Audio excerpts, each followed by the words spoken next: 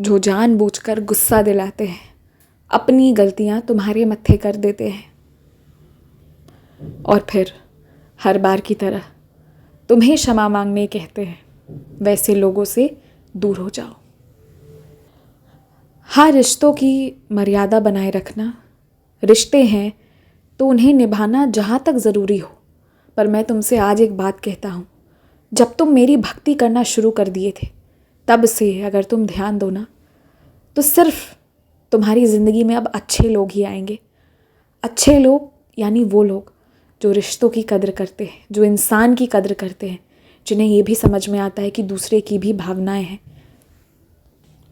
अब वैसे ही लोग तुम्हें मिलेंगे, और जो ना तुम्हें समझते हैं, ना तुम्हारी इज्जत करते हैं, कभी तुम्हारी नौकरी पे उल्हाने देते हैं, कभी तुम्हारी पढ़ाई लिखाई पर ताने देते हैं, जो तुम्हें समझते नहीं हो और जिन्हें ऐसा लगता है कि तुम बहुत हारे हुए इंसान हो, जिन्हें ऐसा लगता है कि अब तुम बस हारे रहोगे, ज़िंदगी में कुछ कर नहीं पाओगे। बस रुको, 5 साल मांगता हूँ तुमसे। इन 5 सालों में ऐसा तख्ता पलट होगा ना, ऐसी काया पलट होगी, जितना उन्होंने उम्मीद नहीं किया है उससे ऊपर तुम जाओगे। और इसलिए अभी तुम्हें बस 10 कदम पीछे कर रहा हूँ, देखना 1000 कदम आगे खड़े रहोगे। हैरान हो जाएंगे सब जब तुम्हें उस चकाचौंध वाली दुनिया में पूरी इज्जत से खड़े होते देखेंगे। बात ऐसी है ना कि जब सबको बहुत उम्मीदें होती हैं तो तुम पर दबाव बहुत बन जाता है, पर अब जब बात ऐसी है कि किसी को उम्मीद नहीं, उल्टा तुम्हें जलील करते हैं, तुम्हें हारा हुआ ठहराते हैं, ऐसे में जब तुम वहाँ पहुँचोगे जहाँ मैं पहुँचा रहा हूँ ना, तो हैरान तो रह ही जाएंगे और पश्चाताप भी होगा उन्हें, उनकी गलतियों का, उनके शब्दों का। पर तब तुम बहुत आगे जा चुके होगे और ये सारी बातें तुम्हारे लिए कोई मायने नहीं रखेंगी।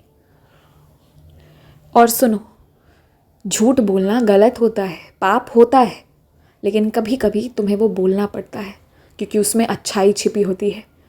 कभी कभी झूठ तुम सिर्फ इसलिए बोलते हो ताकि सामने वाले के मन में चल रहे उन 1000 सवालों के वजह से जो हलचल मची है ना, वो शांत हो जाए। तुम झूठ बोलकर भी किसी का भला कर जाते हो, इसलिए तुम झूठे नहीं हो। तुम्हें जितना झूठा, तुम्हें जितना बेकार और तुम्हें जितना नीचा ठहराया जाता है, तुम उससे कहीं ज़्यादा ऊपर हो। और मुझे पता है कि हैरानी की बात तो ये है कि पूरा दुनिया मान ले, पर तुम्हारे घर वाले ही नहीं मानते, तुम्हें समझना ही नहीं चाहते। समझेंगे, होगी सबको कद्र तुम्हें, पर फिलहाल शांत रहना। थोड़े दिन शांत रहो, कुछ समय शांत रहो, फिर देखो कैसे तुम्हारी गाड़ी भी दौड़ पड़ेगी। जिस दिन तुम्हारी गाड़ी दौड़ेगी ना, रफ्तार इतनी तेज़ होगी ना कि ना कोई खींच पाएगा, ना कोई रोक पाएगा। इसीलिए किसी से डरो मत, किसी की बातों का बुरा मत मानो। और जो तुम्हें थोड़ी बहुत गुस्सा आ जाती है ना, झुंझलाहट में कभी कभी कुछ कह जाते हो, अब बस वहाँ पर ओम साईं कहकर शांत हो जाना। मत कहना, एक शब्द भी मत कहना।